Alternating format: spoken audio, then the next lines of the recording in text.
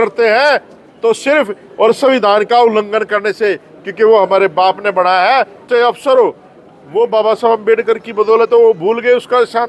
जो एंटीना वाले लोग हैं, जो बिना धागा कान में टांगे पेशाब तक नहीं कर सकते। संदीप जी आज पहुंचे नरवाना के अम्बेडकर भवन में, और जो कल गिरफ्तारी की गई थी, तो आज आप देखा, आपने क्या कुछ देखा यहाँ पर? देखिए, ये कल का प्रकरण आप लोगों के सामने है। हमारे ही एक बहुत बड़ा संगठन है ना, भीम आर्मी, जिसके माध्यम से पार्टी बनी, लोग सांसद भी बने, और उस संगठन में ऐसे लोग भी हैं जिन्होंने इस आंदोलन को तोड़ने का काम किया। जो अपना भाई प्रदीप ही नाम अमित नरवाल है, अमित मुवाल जिला अध्यक्ष है वो भीम आर्मी के। मैं सैल्यूट करता हूँ उस भाई को। लेकिन उसी संगठन के बड़े पदाधिकारी ने इस आंदोलन को खत्म करवाने का काम किया था, लेकिन ये आंदोलन खत्म नहीं होने वाला। और जब हम लोग कोई बात कहते हैं ना, गलत आदमी अपने घर में भी हो सकता है, संगठन गलत नहीं होता, व्यक्ति गलत हो सकता है। तो वहाँ पर क्या हुआ, रात को हमारी बहनों को डिटेन किया गया, जो लोग थे हमारे उनको डिटेन किया गया, और बसों में भर भर के उनको यहाँ नरवाना में छोड़ा गया। और ये अम्बेडकर भवन है जिसमें ये लोग बैठे हुए हैं, और जो लोग षड्यंत्रकारी थे उनको वहीं पर उतार दिया गया, थोड़ी सी दूर जाकर के, भाई तुम्हारा काम खत्म होगा, तुम उतर लो। वो समाज में एक्सपोज भी होने चाहिए ऐसे लोग, क्योंकि समाज को बेचने का काम ये लोग कर रहे हैं, दुकान चला रहे, संगठन नहीं चला रहे। और ये तो रही बात इस आंदोलन को किन लोगों ने खराब किया। बहुत सारे लोगों ने सर लेने का प्रयास किया कि हमने मुख्यमंत्री से मिलवाया, वो भी अमित भाई से बात हुई हमारी, वो कह रहे वो गलत बात कर रहे हैं, तो वो भी चीज़ें गलत है।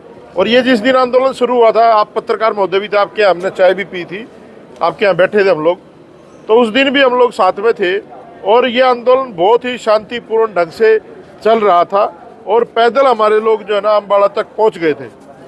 और ये जो ज़मीन का मसला है, ये 3-4 साल पुराना मसला है, 2022 का मसला है। जो ज़मीन ग्राम सभा की नहीं है, वो इसकी हरियाणा गवर्नमेंट की ज़मीन थी, और जो हमारे लोगों को दी गई थी कि भाई तुम यहाँ पर अम्बेडकर बाबा साहब के नाम से भवन बना लेना। लेकिन अब वहाँ के सरपंच ने, मौजूदा ने, एक षड्यंत्र के माध्यम से उस ज़मीन को रेवेन्यू डिपार्टमेंट में ट्रांसफ़र करवाया पहले, और फिर बिना किसी सरकारी डॉक्यूमेंट के, मैं विधायक रहा हूँ, मंत्री रहा हूँ, अगर आप कोई भी फंड एलोकेट करते हो ना, एक तो डिस्प्यूट लैंड नहीं होनी चाहिए, वो दूसरा वो लैंड आइडेंटिफाई होनी चाहिए कि खसरा नंबर क्या है, उसका किला नंबर क्या है, ये जो राशि है, लोगों के टैक्स का पैसा है, ये कहाँ पर लगेगा। वो कोई इस तरह का डॉक्यूमेंट उनके पास नहीं था। जब यहाँ के लोगों ने, उजाड़ा के लोगों ने उनसे सवाल जवाब किए, तो उनके पास किसी तरह का कोई जवाब नहीं था। और फिर जब इन लोगों ने प्रशासनिक अधिकारियों से बात की, तो उनसे भी जो कोई डॉक्यूमेंट देखा, जो भी इन्होंने वकील साहब ने अभी बताई बात, उनमें भी कोई आइडेंटिफाई नहीं है ज़मीन कि किस ज़मीन के लिए फ़ंड दिया गया। ये तो वैसे ही क्रिमिनल प्रोसीजर है, सरकारी पैसे का दुरुपयोग करना, ये भी क्रिमिनल की उपाधि में आता है। तो ये जो मूवमेंट है, इसको रोकने के लिए सारे षड्यंत्र हुए। मैं सैल्यूट करता हूँ माताओं बहनों को कि वो बड़ी शांति से 200-250 किलोमीटर तक पैदल भी गई, और अपनी बात को प्रशासन क्या पूरी दुनिया में पहुंचाने का काम किया। ये जो आप यूट्यूबर से मैं थैंक यू करता हूँ, आप लोग, आप पूरी दुनिया में, जब ये गूगल पे चली जाती चीज़ें तो पूरी दुनिया देखती है।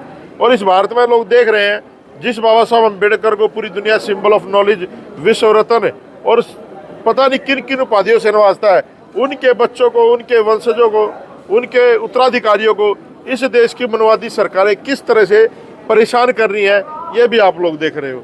अभी हिसार का कांड शांत भी नहीं हुआ था, उसके बाद नगली गांव में एक कस्टोडियन डेथ हो गई, पुलिस हिरासत में डेथ हो गई, उसके बाद ये हो गया।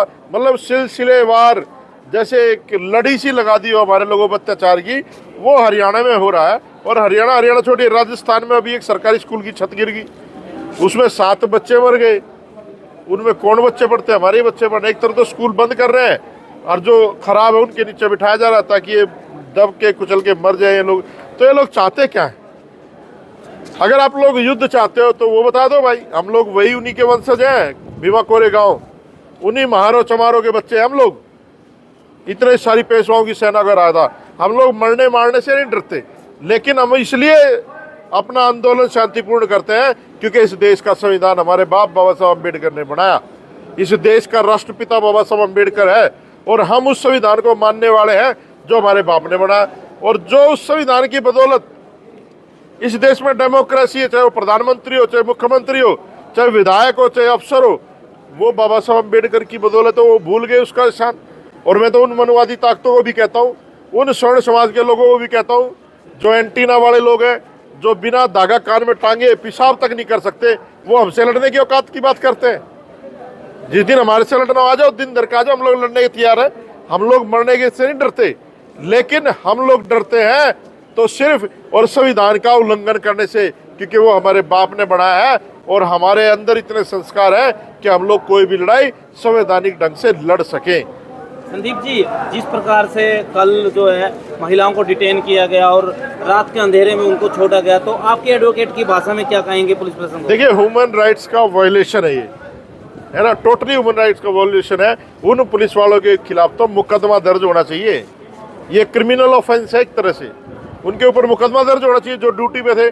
और आप लोगों को जो संगठन चला रहे हैं, जो इस यात्रा को चला रहे हैं, एक एप्लीकेशन दो कि उस समय जिन अधिकारियों की ड्यूटी थी, हमारी बहनों के साथ बदतमीजी भी करी उन लोगों ने बताया, और उनको रात के अंधेरे में छोड़ दिया गया। अरे सिटीजन के लिए आप सबसे पहले आपकी ड्यूटी बनती है, सिटीजन आपकी जिम्मेदारी, आपको सरकार में नौकर है आप लोग हमारे, और सिटीजन आपको जिता कर भेजता है, आप उनके प्रति ये व्यवहार रखोगे तो ये तो बिल्कुल जो है ना बर्दाश्त के बाहर है। संदीप जी, ये पैदल यात्रा जब पेवा के अंदर पहुंची, डीएसपी निर्मल सिंह के नेतृत्व में सीआईडी के कुछ लोग इनसे मिले थे। वहाँ पे सेक्रेटरी पटवारी कानों को, उनकी मौजूदगी में वहाँ मीटिंग होती है, और उस मीटिंग के अंदर ये सभी अधिकारी ये कहते हैं कि इनकी मांग जो है वो जायज़ है, लेकिन फिर भी सरकार के कानों पे जो नहीं रहेंगे इन लोगों को क्यों नहीं दी जा रही। जब अधिकारी बोल रहे हैं कि ये जायज़ है, तो आप क्या मानते हैं, कहाँ रोड़ा अटका हुआ है? देखिए, जो लोग नाजायज तरीके से सरकार में बैठे हैं, कल सदन में आपने देखा, संसद में प्रधानमंत्री भाग गया, वोट चोरी करने पर वीवीएम के माध्यम से, ये नाजायज तरीके से लोग बैठे हैं, इनको जायज बातें समझ में नहीं आती। और जब इनके कान पे ये जनता का थप्पड़ लगेगा वोट के रूप में, जब इनकी समझ में आएगा कि सरकारें चलती कैसे और बढ़ती कैसे। लुधियाना गांव के कुछ लोगों ने कहा है कि अगर इस मामले में बाहर का कोई व्यक्ति आया तो हम सहन नहीं करेंगे, क्या कहना चाहिए? देखिए, इस देश में जितने ही बाबा साहब के मानने वाले लोग हैं, वो इस आंदोलन को सपोर्ट कर रहे हैं। हम लोग, मैं सोनीपत से हूँ, बेसिकली दिल्ली से मैं आया हूँ, हमारा तो कोई विरोध नहीं किया। विरोध उन लोगों का है जो हमारे जैसे अंग्रेजों की ड्रेस में हिंदुस्तानी में गोलियां चलाते थे। ये विरोध उन लोगों का है जिन लोगों ने बाबा साहब अम्बेडकर के संगठनों में काम करते हैं, हमारे समाज में पैदा होते हैं और हमारे खिलाफ षड्यंत्र करके प्रशासन के द्वारा मिल करके उस आंदोलन को खराब करने का काम करते हैं। ये उन लोगों बाहर का लोग कहेगा, इसके समर्थन में जो ईमानदारी से आना चाहे वो आए, उसका कोई विरोध नहीं है। बेबे तू भी पूछा करेगा तो कुछ।